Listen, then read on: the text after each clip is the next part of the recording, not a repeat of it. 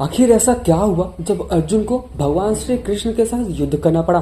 वैसे तो कहा जाता है और कई कहानियों में बताया जाता है और महाभारत में भी ऐसा लिखा है कि अर्जुन भगवान श्री कृष्ण को अपना परम परमेश्वर मानते थे।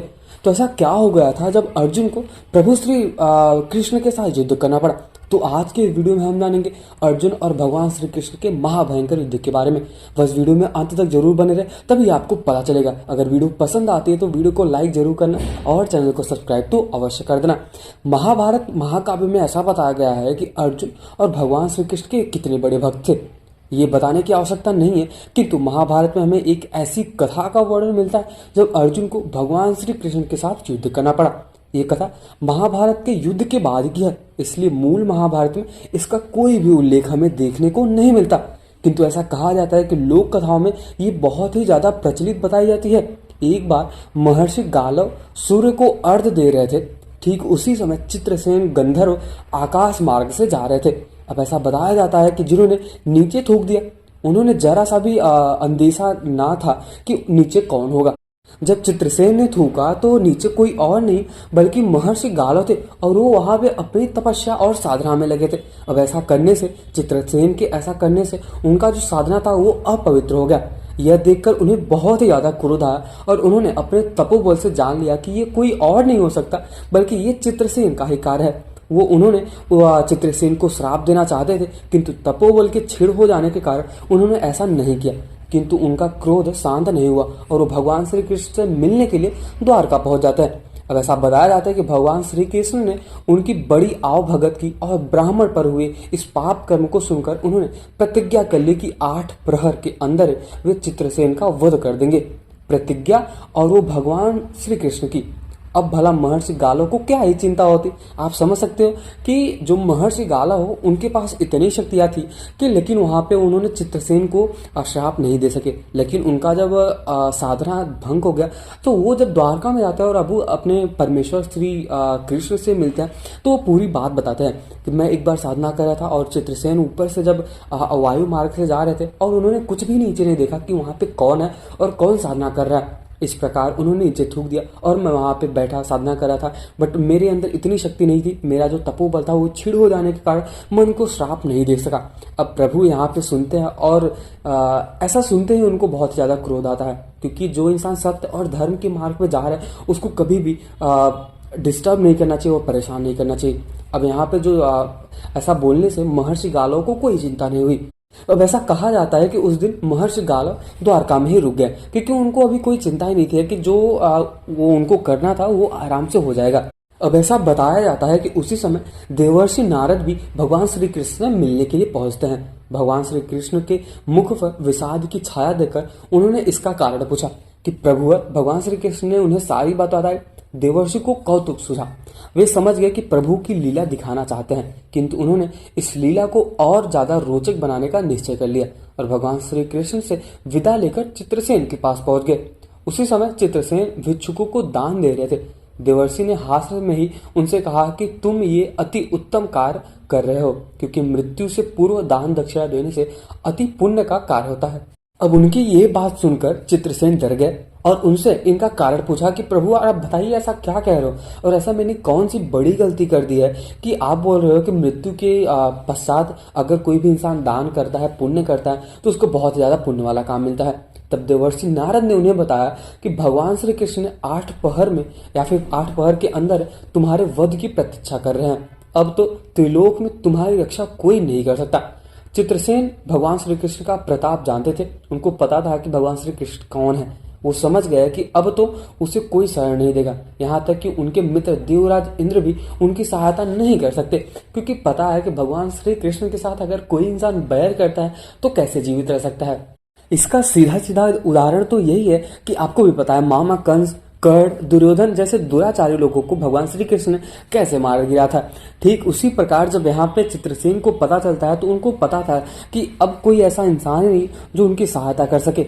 अब अपनी मृत्यु निश्चित जानकर उन्होंने अपने ब्रह्मा जी के पास, मतलब ब्रह्मा जी के जो पुत्र थे, नारद की शरण ले ली। मतलब उनको ऐसा लगता था कि नारद जी जो हैं वो उनको शरण दे सकते हैं और उनकी रक्षा कर सकते हैं। उसने कहा कि हे देवर्षि, जो कुछ भी हुआ अनजाने में हुआ। फिर पता नहीं क्यों प्रभु ने मेरे वध की प्रतीक्षा कर ली है या फिर प्रतिज्ञा मान ली है। अब आप ही कोई उपाय बताइए कि मैं क्या करूं और किसके पास जाऊं। ये सुनकर देवर्षि ने चित्रसेन से कहा कि तुम अर्जुन के पास जाकर उनसे सहायता मांगो।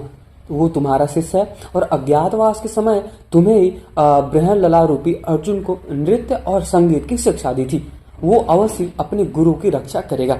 अब ऐसा जैसे ही वो चित्रसेन सुनते हैं कि अब मेरा शिष्य ही एक है जो मेरी रक्षा कर सकता है, और वो भी मतलब मेरा शिष्य तो ठीक है, उसके साथ ही साथ वो भगवान श्री कृष्ण का भी बहुत ही बड़ा भक्त है।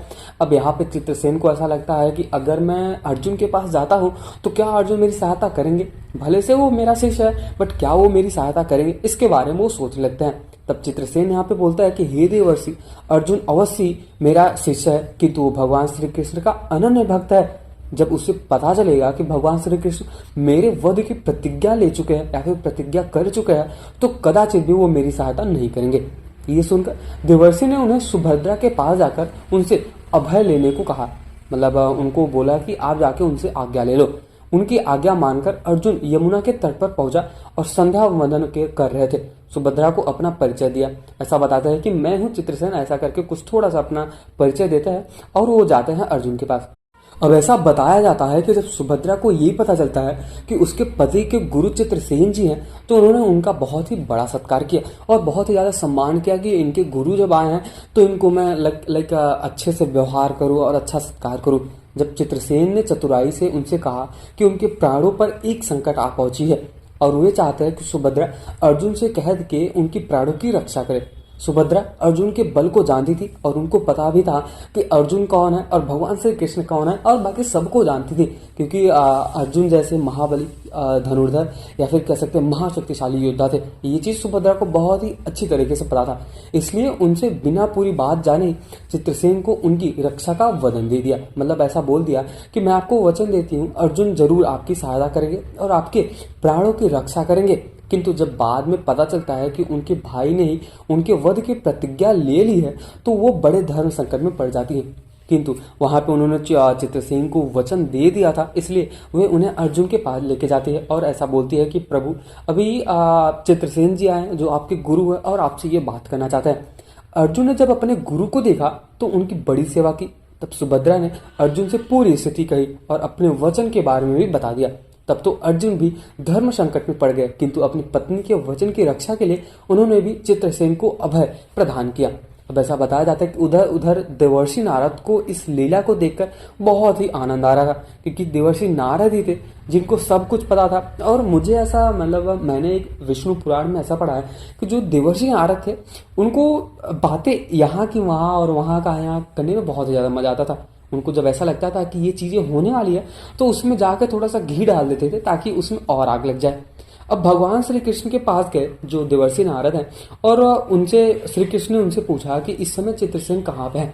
इस पर देवर्षि नारद ने कहा कि हे वसुदेव, चित्रसेन इस समय अर्जुन की शरण में है। मतलब आपके ही शिष्य, आपकी भक्त अर्जुन की शरण में बैठे हैं और आपकी बहन सुभद्रा ने उनकी रक्षा का वचन भी दे दिया है, अतः आप सोच समझ कर युद्ध का निर्णय करें।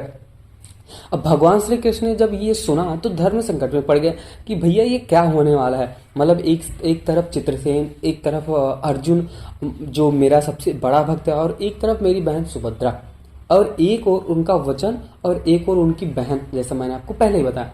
फिर भी अपनी प्रतिज्ञा अनुसार वे महर्षि गालव और देवर्षि सहित इंद्रप्रस्थ पहुंचते हैं और उन्होंने देवर्षि से प्रार्थना की कि उनके दूत के रूप में अर्जुन के पास जाए और उन्हें समझाने का प्रयास करे। भगवान श्री कृष्ण की इच्छा पर देवर्षि अर्जुन के पास पहुंचे और उन्होंने समझाने का प्रयास किया। तब अर्जुन ने उन्हें कहा कि हे देवर्षि, इस संसार में मुझे भगवान श्री कृष्ण से अधिक प्रिय कोई भी नहीं है।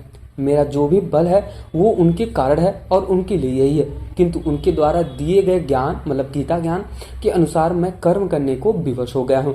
मैं किसी भी स्थिति में शरणागति को नहीं त्याग सकता। वसुदेव स्वयं ज्ञानी है और वे जैसा चाहते हैं वैसा ही होगा। अंततः भगवान श्री कृष्ण और अर्जुन में अपनी अपनी प्रतिज्ञाओं के कारण महाभयंकर युद्ध छुड़ गया। ऐसा बताया जाता है कि भगवान श्री कृष्ण ने भला कौन जीत सकता है, उनसे ऐसा कोई है ही नहीं जो पूरे ब्रह्मांड में जीत सके, किंतु अर्जुन भी उन्हीं का अंश। अब ये जो महाभयंकर युद्ध चल रहा था वो काफी देर तक चलता रहा। साधारण अस्त्र और शस्त्र की तो क्या ही बात, दोनों में एक दूसरे के दिव्यास्त्र को भी काटने लगे। अंत में भगवान श्री कृष्ण ने सुदर्शन चक्र को मुक्त किया। उसके प्रतिरोध में अर्जुन ने ब्रह्मास्त्र का संधान कर दिया।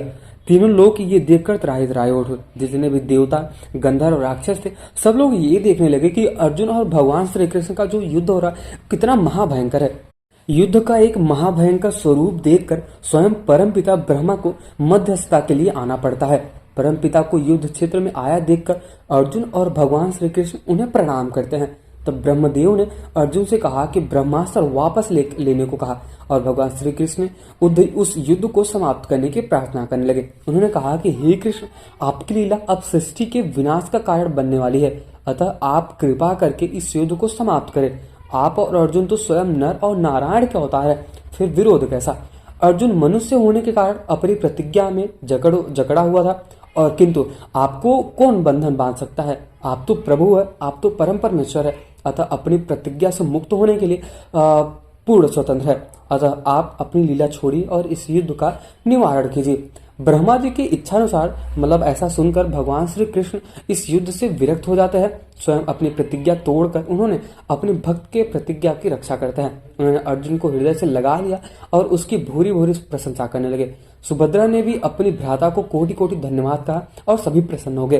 किंतु महर्षि गालव बड़े ही रुष्ट हो गए। उन्होंने कहा कि हे प्रभु, आपने तो अच्छा छल किया, मतलब आपने तो मेरे साथ बहुत ही बड़ा छल किया, किंतु अब चाहे मेरा तपोबल नष्ट ही क्यों ना जाए, चित्रसेन को मैं स्वयं मृत्यु दंड दे दूंगा।